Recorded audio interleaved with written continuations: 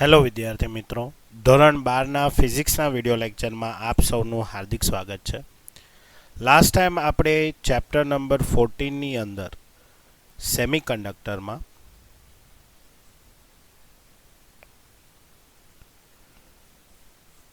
જે ટ્રાન્ઝિસ્ટર છે એનો એઝ અ એમ્પ્લીફાયર જે છે એ આપણે એનો ઉપયોગ જોયો હતો. બરાબર, મેં ત્યારે પણ તમને કીધું હતું કે જે ટ્રાન્ઝિસ્ટર એઝ અ એમ્પ્લીફાયર જે છે એની માત્ર ને માત્ર આપણે સર્કિટ જે છે એનો ડાયાગ્રામ જ યાદ રાખવાનો છે. બાકીની બધી જે ફોર્મ્યુલા છે એ તમારે ઓહમના નિયમના બેઝ ઉપર જ છે, એટલે યાદ રાખવું ખૂબ જ સરળ છે. માત્ર ને માત્ર તમારે એનો જે સર્કિટ ડાયાગ્રામ છે એ તમારે ખાસ જે છે એ યાદ રાખવાનો છે. અને બીજું જે છે એ ઓહમનો નિયમ. તો ઓહમનો નિયમ V = IR જે છે એના અનુસંધાનમાં જે કાંઈ બી ફોર્મ્યુલા છે એ આપણે તારવી શકીએ છીએ. અને પ્લસમાં મેં તમને કીધું હતું કે જે એની અંદર બીજા બે મેઇન અલગ જે વ્યાખ્યા હતી, જેમ કે વોલ્ટેજ ગેઇન અને જે પાવર ગેઇન છે.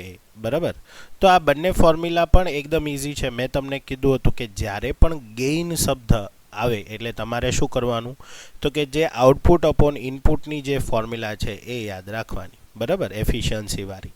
તો આઉટપુટ વોલ્ટેજ તરીકે આપણે જે ડેલ્ટા VCE જે છે કલેક્ટર અને એમીટર વચ્ચેનો જે વોલ્ટેજ ડિફરન્સ એ, અને ઇનપુટ માટે આપણે ડેલ્ટા VBE જે છે એ યાદ રાખવાનું છે. બરાબર છે, અને એના અનુસંધાનમાં આખી ફોર્મ્યુલા જે છે એ ડેરાઇવ કરવાની છે. એવી જ રીતે જ્યારે આપણે પાવર ગેઇનની વાત કરીએ ત્યારે જે આઉટપુટ પાવર છે એના છેદમાં ઇનપુટ પાવર લઈ લેવાનો. બરાબર, આઉટપુટ પાવર, તો પાવરની બેઝિક ફોર્મ્યુલા છે એ વોલ્ટેજ ઇન્ટુ કરંટ થાય. તો આઉટપુટ વોલ્ટેજ આઉટપુટ કરંટ, એવી રીતે ઇનપુટ વોલ્ટેજ ઇનપુટ કરંટ. બરાબર, તો જે રીતે તમે જે કોઈ બી થિયરી છે એ જોતા જાઓ છો, બરાબર, તો આ જે થિયરી છે એ તમારા બોર્ડ પોઈન્ટ ઓફ વ્યૂ નથી, એટલે બોર્ડના અકોર્ડિંગ તમારે આની ચિંતા કરવાની જરૂર નથી. પરંતુ JEE અને નીટની અંદર જે છે એ તમને માત્ર ને માત્ર ખાલી એટલું કહી દીધું હશે કે જે સર્કિટ છે એ એમ્પ્લીફાયરની છે, અથવા તો જે સ્વિચ છે, બરાબર, અથવા તો ઓસિલેટર છે. તો એ ત્રણ સર્કિટમાંથી કોઈ એક સર્કિટ અકોર્ડિંગ જે છે એ દાખલા આવશે. તો જ્યારે આપણે આના દાખલા જોશું ત્યારે તમને એકદમ ક્લિયરલી ખબર પડી જશે કે એની જે ફોર્મ્યુલા છે એ કઈ રીતે યાદ રાખીને એને કઈ રીતે એપ્લાય કરવી. તો જે તમને કદાચ એવો પ્રશ્ન થતો હશે કે સર આમાં કંઈ સમજાતું નથી, આમાં કંઈ યાદ નથી રહેતું, તો ડોન્ટ વરી. બરાબર, આપણે માત્ર ને માત્ર એનો સર્કિટ ડાયાગ્રામ જે છે એને એક વ્યવસ્થિત રીતે યાદ રાખવાનો છે. બરાબર, પછી તો એના બેઝ ઉપરથી ફોર્મ્યુલા કઈ રીતે તારવવી એ જ્યારે આપણે દાખલાઓ જ્યારે જોશું ત્યારે હું તમને એની ટ્રીક કહી દઈશ. બરાબર છે, તો આજે જે છે એ આપણે એવી જ રીતે બીજી જે સર્કિટ છે એટલે કે ટ્રાન્ઝિસ્ટર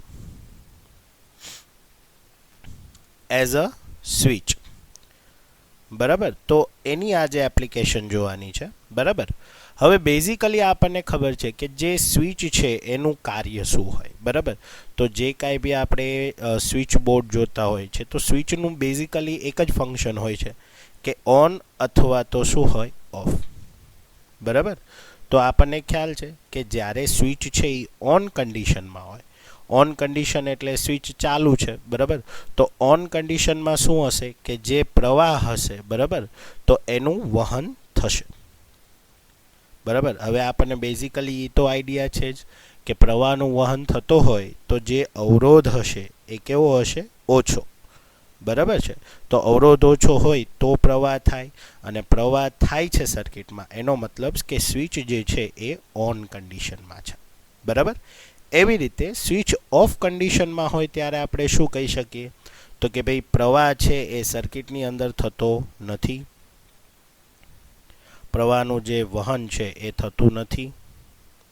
બરાબર, હવે પ્રવાહનું વહન ક્યારે ન થાય, કે જ્યારે તમારો અવરોધ છે એ કેવો હોય, મોટો હોય ત્યારે. બરાબર, તો આ બેઝિક જે પ્રિન્સિપલ છે, પ્રાઇમરી જે નોલેજ છે, એને આપણે ખાસ ધ્યાનમાં રાખવાનું છે અને એના બેઝ ઉપરથી આપણે સર્કિટ જે છે એ સમજવાની છે, બરાબર. તો જે ટ્રાન્ઝિસ્ટર એઝ અ સ્વિચ છે, તો ટ્રાન્ઝિસ્ટરની આપણે એક જ સર્કિટ જે છે એ સ્ટડી કરવાની છે, એ છે કોમન એમીટર, બરાબર. તો કોમન એમીટરના બેઝ ઉપરથી આપણે સ્વિચ જે છે એની સર્કિટ ડાયાગ્રામ આપણે જોઈએ, બરાબર. તો સૌથી પહેલાં જ્યારે આપણે ટ્રાન્ઝિસ્ટર એઝ અ સ્વિચ, બરાબર, તો એનો સૌથી પહેલાં જે છે એ તમારે ડાયાગ્રામ ખાસ જે છે એ જોવાનો છે. તો સૌથી પહેલાં કોમન એમીટર છે, એટલે કોમન એમીટર માટે આપણે શું કરશું કે જે ટ્રાન્ઝિસ્ટર છે એનો એમીટર જે હશે એને આપણે શું કરી દઈશું, અર્થિંગ કરી દઈશું, બરાબર. તો એને અર્થિંગ કરી દઈએ, ક્લિયર. તો આ રીતે આપણું ટ્રાન્ઝિસ્ટર જે છે એનો બેઝ જે છે એ અહીંયા આવી જશે. આ આપણું બેઝ છે, આ કલેક્ટર છે અને આ એમીટર છે, બરાબર, ક્લિયર. હવે બેઝની સાથે આપણે શું કરવાનું છે, એક અવરોધ જોડી દેવાનો છે વોલ્ટેજ રેગ્યુલેટર માટે, બરાબર, એટલે કે વોલ્ટેજને આપણે કંટ્રોલ કરી શકીએ, એટલે RB. અને જે બેઝની અંદર જે પ્રવાહ જતો હશે એને આપણે શું કહી દઈશું, IB, બરાબર. અને આ આપણા માટે શું થઈ જશે, ઇનપુટ, એટલે કે YI, ઇનપુટ વોલ્ટેજ, બરાબર. હવે એવી જ રીતે જે કલેક્ટર છે, તો કલેક્ટર માટે આપણે જે તમને યાદ હોય તો જે કોમન એમીટરમાં આપણે જ્યારે કલેક્ટર સાથે જે બેટરી જોડતા હતા એને આપણે VCC કહેતા હતા. તો અહીંયા આપણે VCCને આ રીતે દર્શાવવાનું છે, બરાબર. એ ખાલી ડિફરન્સ છે એનો ખાલી ડાયાગ્રામમાં જ, બરાબર, બાકી જોડાને એ જ છે. તમને યાદ હોય તો આપણે VCCની સાથે RL લોડ અવરોધ જોડતા હતા. તો એવી જ રીતે VCCની સાથે અહીંયા આપણે શું જોડશું, લોડ અવરોધ, બરાબર, RL જોડશું. અને RLની સાથે અથવા તો જે કલેક્ટર છે એની અંદર જે પ્રવાહ જશે એને આપણે IC કહેશું, બરાબર. અને આ બે ટર્મિનલની વચ્ચેથી, બરાબર છે, આ બેની વચ્ચે જે ટર્મિનલ છે તો એ આપણને શું આપશે, તો કે ભાઈ જે વોલ્ટેજ છે એ કોની કોની વચ્ચે છે, તો કે ભાઈ કલેક્ટર અને એમીટર વચ્ચે. તો વોલ્ટેજ, કલેક્ટર અને એમીટર, બરાબર. તો અલ્ટિમેટમલી એ આપણા માટે શું થઈ જશે, આઉટપુટ વોલ્ટેજ, અથવા તો જે આઉટપુટ વોલ્ટેજ છે એ, બરાબર. એવી જ રીતે ઇનપુટ વોલ્ટેજ જે છે એ બેઝિકલી આપણે જો બેઝ અને એમીટર વચ્ચે જોઈએ છે તો જે વોલ્ટેજ છે કોની કોની વચ્ચે જશે, તો કે બેઝ અને એમીટર વચ્ચે, બરાબર. તો આ જે સર્કિટ છે એ કોની સર્કિટ છે, તો કે ભાઈ ટ્રાન્ઝિસ્ટર એઝ અ સ્વિચ, બરાબર. હવે અહીંયા આપણે સૌથી પહેલાં જે છે એ એના ફોર્મ્યુલા જે છે એનું ઇક્વેશન તૈયાર કરી લઈએ. તો સૌથી પહેલાં જો અહીંયા ઇનપુટ જે વોલ્ટેજ છે એ ઇનપુટ વોલ્ટેજ બે વસ્તુમાં ડિવાઈડ થાય છે, કઈ કઈ, તો એક તો જે અહીંયા આપણને દેખાય છે એ, એટલે કે જે IRB અને RB જે છે એનો એક વોલ્ટેજ થશે અને પ્લસમાં અહીંયા જે વોલ્ટેજ છે એ થઈ જશે, બરાબર. તો એ આપણું ઇનપુટ વોલ્ટેજ તરીકે કામ કરે. તો ઇનપુટ વોલ્ટેજ જે છે એ બે વસ્તુમાં ડિવાઈડ થાય છે, તો કે એક તો IBRB પ્લસ VBE, બરાબર. તો આ આપણું પહેલું ઇક્વેશન થઈ ગયું, ડન. એકદમ સિમ્પલ કે જે ઇનપુટ વોલ્ટેજ છે એ બે વસ્તુ, બે કમ્પોનેન્ટમાં ડિવાઈડ થાય છે. એક તો IBRB એટલે એ તમારો જે બેઝ રેઝિસ્ટન્સ અથવા તો બેઝ વોલ્ટેજ કહી પણ શકાય, તો એ જે છે એમાં, અને પ્લસ જે VBE છે એની અંદર, બરાબર. હવે એવી જ રીતે જે VCC છે, બરાબર, જે આપણે રિવર્સ બાયસની અંદર જે વોલ્ટેજ આપીએ છીએ એ બે વસ્તુમાં ડિવાઈડ થાય છે. એક તો RLICની અંદર, બરાબર, અને એક છે VCE અથવા તો જે આપણે આઉટપુટ વોલ્ટેજ કહીએ છીએ એની અંદર, બરાબર. તો આના માટે અગર જો મારે ઇક્વેશન લખવું હોય તો હું શું લખી શકું કે જે VCC જે છે, એટલે કે VCC એ કેની અંદર ડિવાઈડ થાય છે, તો એક તો RL ઇન્ટુ IC અને પ્લસ VCE, બરાબર. તો VCE જે છે એ આપણા માટે આઉટપુટ વોલ્ટેજ જ થઈ જશે, એટલા માટે હું એને આઉટપુટ વોલ્ટેજની અંદર લખી નાખું છું. તો IC into RL plus output voltage એટલે કે VO, ક્લિયર? તો આ આપણા માટે શું થઈ જશે? બીજું ઇક્વેશન. ઓકે, તો હવે આપણે આ જે ટ્રાન્ઝિસ્ટરની જે સર્કિટ છે એની અંદર અગર મારે સ્વિચ ઓન કરવું હોય તો મારે શું કરવાનું, અને સ્વિચ ઓફ કરવું હોય ત્યારે મારે શું કરવાનું, એના માટેની આપણે કન્ડિશન જે છે એ સમજીએ. તો સૌથી પહેલાં જે છે એ માની લ્યો કે આપણે ઇનપુટ વોલ્ટેજ છે એ 0 આપ્યો છે, બરાબર? તો જે પહેલી કન્ડિશન છે, તમે વિચારો કે ભાઈ ઇનપુટ વોલ્ટેજ છે એ આપણા માટે શું છે? 0. હવે ઇનપુટ વોલ્ટેજ છે એ 0 છે, એ 0 ક્યારે હોઈ શકે? કાં તો અવરોધ 0 હોય અથવા તો પ્રવાહ 0 હોય. તો અવરોધ છે એ આપણે 0 નથી રાખેલો, એટલા માટે આપણે શું કહેશું કે ભાઈ ઇનપુટ પ્રવાહ અથવા તો જે બેઝ પ્રવાહ છે એ 0 થઈ ગયો, બરાબર? હવે બેઝ પ્રવાહ 0 મતલબ કે ઇનપુટ તમે 0 આપ્યું છે તો આઉટપુટમાં પણ તમને કંઈ નથી મળવાનું. શું કામ? કારણ કે ઇનપુટ આપ્યું જ નથી તો આઉટપુટ કેવી રીતે મળે, બરાબર? તો IB 0 હશે એટલે શું થઈ જશે? તમારું IC પણ 0 થઈ જશે.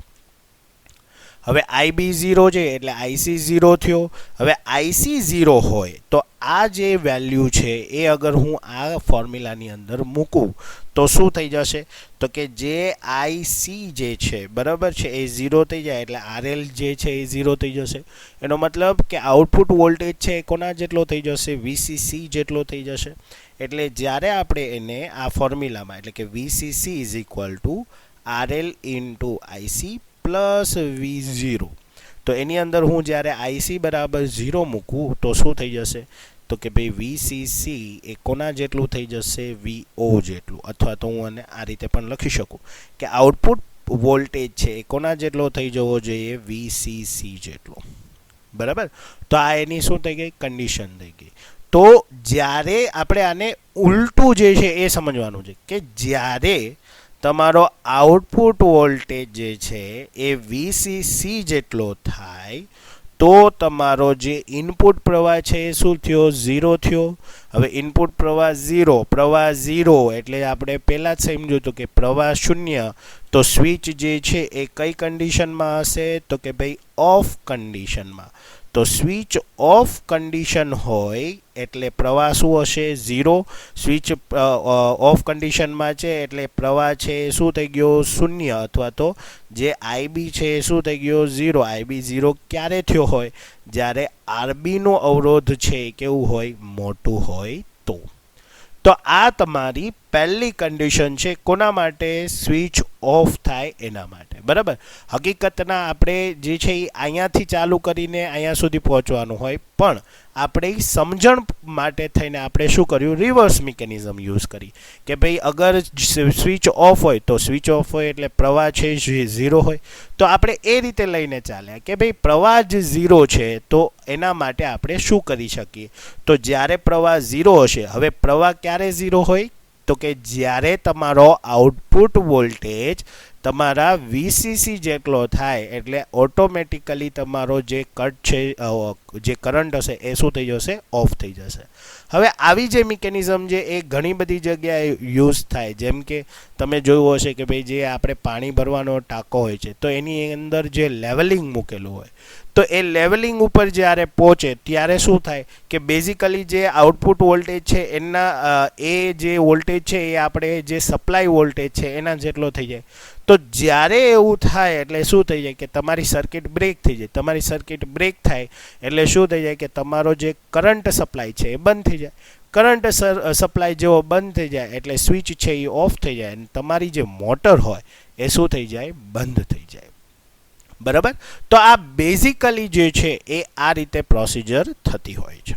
ઓકે, હવે એવી જ રીતે આપણે સ્વિચ ઓન હોય ત્યારે એના માટે વિચારીએ, બરાબર? તો હવે જ્યારે સ્વિચ ઓન હોય ત્યારે તમારો IB જે હશે એ કેવો હશે? મહત્તમ હશે, બરાબર? હવે IB મહત્તમ હોય એટલે બટ ઓબ્વિયસ છે કે IC પણ શું હશે? મહત્તમ હશે. હવે તમે વિચારો કે આ જે ફોર્મ્યુલા છે એની અંદર IC મહત્તમ થઈને કેના જેટલો થાય? તો કે IC નો જે વોલ્ટેજ હશે એ મહત્તમ થઈને કોના જેટલો થઈ જશે? તો કે જે તમારો આઉટપુટ વોલ્ટેજ છે એના જેટલો થઈ જશે. બરાબર. તો એનાથી તો વધુ તમારો જે આઉટપુટ વોલ્ટેજ હશે એ શક્ય નથી. બરાબર. તો અગર હું આ જે ફોર્મ્યુલા છે એને હું લઉં ફોર એક્ઝામ્પલ, તો કે ભાઈ વીસીસી બરાબર આર આઈસી આરએલ પ્લસ વી0. તો હવે આપણે વી0ને કરતાં બનાવીએ તો વી0 બરાબર શું થઈ જશે, તો કે ભાઈ VCC minus IC into RL. બરાબર. તો આ જે લોડ અવરોધ અથવા તો કરંટ જે એના અકોર્ડિંગ જો વાત કરીએ તો તમે વિચારો કે આ આરએલ ને આ આઈસી જે મહત્તમ થાય તો મહત્તમમાં મહત્તમ આની અંદર પ્રવાહ કોના જેટલો હોય, તો કે જે વીસીસી આવે છે એના જેટલો જોવાનો છે, એનાથી વધુ તો નહીં હોય. બરાબર. તો જે આઈસી ઇન્ટુ આરએલ જે છે, બરાબર, તો એ આઈસી ઇન્ટુ આરએલ જે છે એનો વોલ્ટેજ છે એ મહત્તમ થઈને કેના જેટલો થાય, તો કે જે મહત્તમ થઈને કોના જેટલો થઈ જશે, વીસીસી જેટલો થઈ જાય. તો મહત્તમમાં મહત્તમ આનું જે વોલ્ટેજ હશે એ કોના જેટલું હશે, વીસીસી જેટલું હશે. તો અગર હું આની વેલ્યુ વીસીસીથી રિપ્લેસ કરું તો વીસીસી માઇનસ વીસીસી એટલે શું થઈ ગયો, તો કે ભાઈ તમારો આઉટપુટ વોલ્ટેજ છે એ 0 થઈ ગયો. તો આ તમારા માટે કઈ કન્ડિશન થઈ, તો કે જ્યારે તમારો આઉટપુટ વોલ્ટેજ 0, હવે આઉટપુટ વોલ્ટેજ 0 એટલે બધો જ પ્રવાહ છે એ તમારો ક્યાં જતો હોય, લોડ અવરોધમાં જતો હોય. બરાબર. આરએલમાં જતો હોય. તો જે પ્રવાહનું મૂલ્ય છે મહત્તમ છે. પ્રવાહનું મૂલ્ય મહત્તમ છે એનો મતલબ કે સ્વિચ જે છે એ કઈ કન્ડિશનમાં છે, તો કે સ્વિચ જે છે એ ઓન કન્ડિશનમાં છે. તો સ્વિચ ઓન કન્ડિશનમાં હશે એટલે શું થશે કે જે આઉટપુટ જે અવરોધ હશે, બરાબર, તો એ અવરોધનું મૂલ્ય એટલે કે સ્વિચ ઓન કન્ડિશનમાં છે એટલે પ્રવાહ છે એ શું થાય છે, મેક્સિમમ. અને પ્રવાહ મેક્સિમમ થાય એટલે જે અવરોધ છે, બરાબર છે, આરએલ અથવા તો જે આઉટપુટ અવરોધ છે એ આઉટપુટ અવરોધ છે એ શું થઈ જશે, તમારું ન્યૂનતમ, ઓછો. બરાબર. તો આ રીતે આપણે જે સ્વિચ છે એ ઓન કન્ડિશન માટે શું કરવાનું, તો કે તમારો આઉટપુટ વોલ્ટેજ એ વીસીસી જેટલો કરવાનો. બરાબર. અને જ્યારે તમારે જે સ્વિચ છે એ ઓન કન્ડિશનમાં હોય તો ઓન કન્ડિશન માટે તમારે આઉટપુટનું મૂલ્ય છે એ 0 કરવાનું. એટલે તમારો જે સ્વિચ છે એ ઓન થઈ જશે. અને જે સ્વિચ ઓફ કન્ડિશનમાં આપણે આઉટપુટ વોલ્ટેજ છે એ કોના જેટલો કરવાનો, તો કે જે વીસીસી છે એના જેટલો કરવાનો. બરાબર. તો આ રીતે જે છે એ ટ્રાન્ઝિસ્ટરનો એઝ અ સ્વિચની તરીકે જે છે એ ઉપયોગ ખાસ જે છે એ સમજવાનો છે. બરાબર. આની અંદર માત્ર ને માત્ર તમારે જે બે કન્ડિશન છે કે સ્વિચ ઓફ હોય ત્યારે શું હોય અને સ્વિચ ઓન હોય ત્યારે શું હોય. બરાબર. બેઝિકલી જે પ્રાઇમરી જે મેં તમને શરૂઆતમાં કીધું એને તમારે ખાસ ધ્યાન રાખવાનું છે કે અગર સ્વિચ ઓફ કન્ડિશન છે તો અવરોધ મહત્તમ હશે, પ્રવાહ શૂન્ય હશે. અગર ઓન કન્ડિશન છે તો અવરોધ ન્યૂનતમ હશે અને પ્રવાહ મેક્સિમમ હશે. અને એના માટે આપણે જે વિચારી શકીએ એ રીતે આપણે શું કરવાનું છે, સ્ટેપ્સ લેવાના છે કે જ્યારે તમે પ્રવાહ શૂન્ય કરો છો, અગર ઇનપુટ પ્રવાહ 0 હોય તો આઉટપુટ પ્રવાહ પણ 0 હોય. આઉટપુટ પ્રવાહ 0 હોય તો એના અનુસંધાને ફોર્મ્યુલાની અંદર કિંમત મૂકશો એટલે વીસીસી જે છે અથવા તો આઉટપુટ વોલ્ટેજ છે એ કોના જેટલું થાય એ તમને અંદાજ આવી જાય.